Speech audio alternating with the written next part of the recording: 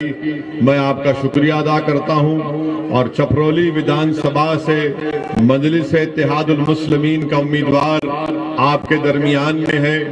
आप ये भी जानते हैं कि उत्तर प्रदेश के विधानसभा के चुनाव में मजलिस इत्तेहादुल मुस्लिमीन भागीदारी परिवर्तन मोर्चा का हिस्सा है और बाबू सिंह कुशवाहा की जन अधिकार पार्टी और दीगर अति पिछड़ा समाज के मुख्तलिफ सियासी पार्टियां ने मिलकर हमने इस परिवर्तन मोर्चा को बनाया है, जिसमें हमने ये तय किया है कि अगर उत्तर प्रदेश और छपरौली की जनता इस अलायंस को अपने आशीर्वाद, अपनी दुआओं और वोट से नवाजेगी तो इंशाअल्लाह ताला पहला मुख्यमंत्री उत्तर प्रदेश का बाबू सिंह कुशवाहा होंगे 2.5 साल के लिए। उसके बाद 2.5 साल के लिए दलित समाज से कोई उम्मीदवार होगा और 5 साल में एक डिप्टी चीफ मिनिस्टर अल्पसंख्यक समाज मुसलमान से होगा, 2 पिछड़ा समाज से बनाए जाएंगे। मजलिस की यही लड़ाई है कि अति पिछड़ा समाज हो या सामाजिक न्याय का मसला हो, मजलिस चाहती है कि इस पर तमाम कमजोर तबकात मिलकर, जिसमें अति पिछड़ा समाज हो, अल्पसंख्यक समाज के मुसलमान हो, दलित हो, तमाम कमजोर और दबाए हुए लोगों को मिलकर हमको इस जमहूरी तरीके से अपनी लड़ाई को लड़ना है और अपनी मंजिल मकसूद तक पहुंचना है। और इसके लिए बहुत जरूरी है कि आप लोग मुत्तहिदा तौर पर अपने वोट का आप जानते हैं कि छपरौली विधानसभा में पिछले साल जब कोविड की वेव चल रही थी तो किस तरीके से यहाँ पर जिम्मेदारों को तंग किया गया, उनको परेशान किया गया और उनको बदनाम करने की एक नापाक कोशिश, एक मंसूबा बनाया गया। उस वक्त अगर पूरे भारत में अगर कोई ये कह रहा था कि तबलीगी जमात कोविड के फैलने की जिम्मेदार नहीं है बल्कि उसको बदनाम करने की कोशिश की जा रही है, जो ऐसी तंजीम है जो इखलास की बुनियाद पर काम किया जाता है, तो किसी में हिम्मत नहीं थी, ना समाजवादी पार्टी के नेता में हिम्मत थी, ना आरएलडी ना बसपा के नेताओं में हिम्मत थी कि ये इस ताल्लुक से कुछ कह सके। अगर पूरे मुल्क में कि पूरे उत्तर प्रदेश में अगर किसी ने आवाज उठाई तो उसका नाम असदुद्दीन ओवैसी था, जिसने तबलीगी जमात को बदनाम करने की साजिश की मजम्मत की। छपरौली की आवाम को मैं ये भी बताना चाहूंगा कि जब आप 10 फरवरी के दिन अपने वोट का इस्तेमाल करने जाएंगे तो याद करिए कि जब कोविड की वेव में आप जानते हैं कि 27 दिन में करीब 30 से ज्यादा लोगों की मौतें हुई थी छपरौली विधानसभा में। कहां पे नजर आए मुख्यमंत्री की सरकार या मुख्यमंत्री नजर नहीं आए जब रोज कोई ना कोई छपरौली विधानसभा में एक शख्स मर रहा था कोविड से। उस वक्त सरकार नहीं थी, उस वक्त यहां पर बीजेपी के एडमिनिस्ट्रेशन से कोई नहीं था। आपको ये बात वोट डालने से पहले याद रखनी चाहिए। तीसरी बात जो मैं आपको याद दिलाना चाहता हूं कि छपरौली विधानसभा में 10वीं जमात के बाद यहाँ पर कोई तालीम का, कोई शिक्षा का इंतजाम नहीं है। बताइए कौन सा विकास का काम, कौन सा काम बीजेपी की सरकार ने किया। चौथा, यहाँ पर गवर्नमेंट के कॉलेज की जरूरत है, उसका नाकिस इंतजाम किया गया। यहाँ पर 13 लाख की आबादी में सिर्फ 24 पब्लिक हेल्थ सेंटर काम करते हैं। बताइए बीजेपी ने कौन सा विकास का काम किया। बीजेपी बड़े बड़े झूठे दावे करती है जो सच्चाई पर मुबन्नी नहीं है। दूसरी जानिब मेरी इज्जतदार माँ और बहनों, मेरे बुजुर्गों, मेरे गयूर नौजवान साथियों, मैं आपको बताना जरूरी समझता हूं कि जिन्होंने आपका वोट तो लिया, जिन्होंने सुरक्षा के नाम पर आपसे वोट लिया, जिन्होंने बीजेपी को हराने के नाम पर आपसे वोट लिया, जिन्होंने आपके बच्चों को सुरक्षा और उनकी शिक्षा के नाम पर वोट लिया, बताइए आज जब मसाइब और मुश्किलात के तूफान से हम गुजर रहे थे, ये कहां पर नजर आए। पूछिए समाजवादी पार्टी और आरएलडी के नेताओं से कि CAA के ऊपर आपका क्या बोलना है तो इनकी जबानें बंद हो जाएंगी।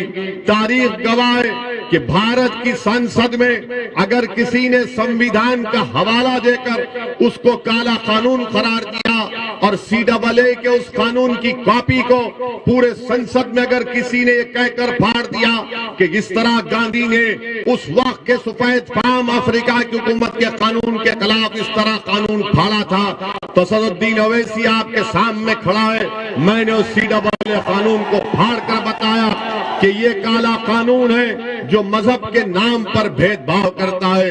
क्या पोजीशन है, क्या कहती है सपा और RLD, इसके पास इनका कोई जवाब नहीं है। ट्रिपल तलाक का गलत कानून मोदी सरकार लेकर आई, पूछिए सपा और RLD से कि आपकी इसके ऊपर क्या राय है, तो जबान खामोश हो जाएगी।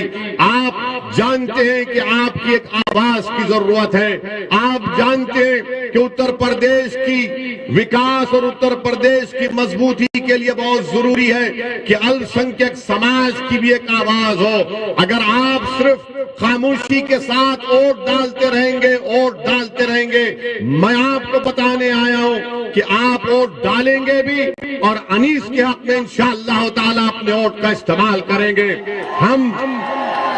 हम सिर्फ वोट डालने वाले नहीं है, वोट हासिल करने वाले भी हैं।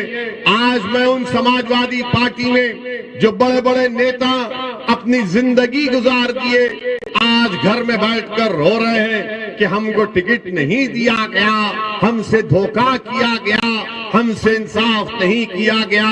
मैं उन समाजवादी पार्टी के नेताओं से कह रहा हूं कि तुम गैरों की चौखट पर जाकर एक हकीर विधानसभा के टिकट के लिए भीख मांग रहे हो। आओ मजलिस में हम टिकट बांटेंगे, तुमको भीख मांगने की जरूरत नहीं है। और मैं उन नेताओं को चौकन्ना कर रहा हूं। अखिलेश यादव जो किसी अल्पसंख्यक समाज के नेता को टिकट नहीं मिला, अखिलेश यादव उसको बुलाकर बोल रहे हैं ये लो लॉलीपॉप और मुंह में चूसते रहो। और लॉलीपॉप अखिलेश यादव क्या दे रहे, बोल रहे हैं कि सरकार आएगी तो तुमको MLC बनाएंगे, सरकार आएगी तो तुमको राज्यसभा भिजा देंगे। अरे राज्यसभा तो प्रोफेसर के मुकद्दर में जिंदगी भर के लिए लिखा है, MLC तुमको नहीं मिलेगा।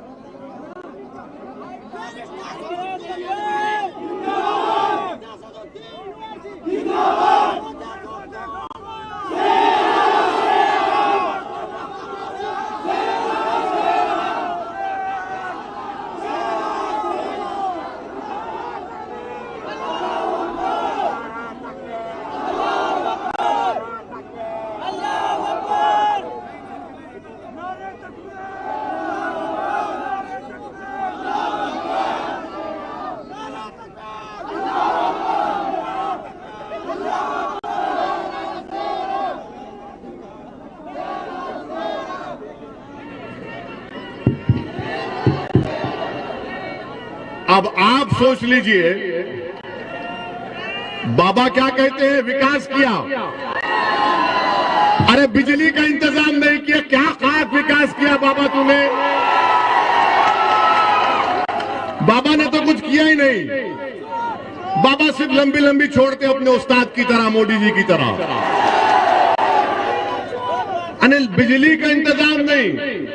मैं आपसे अर्ज कर रहा था, मैं आपको बता रहा था समाजवादी पार्टी के बारे में, तो मैं समाजवादी पार्टी के नेताओं को कह रहा हूं कि आप अगर घर में बैठ गए तो हमेशा के लिए बैठ जाएंगे।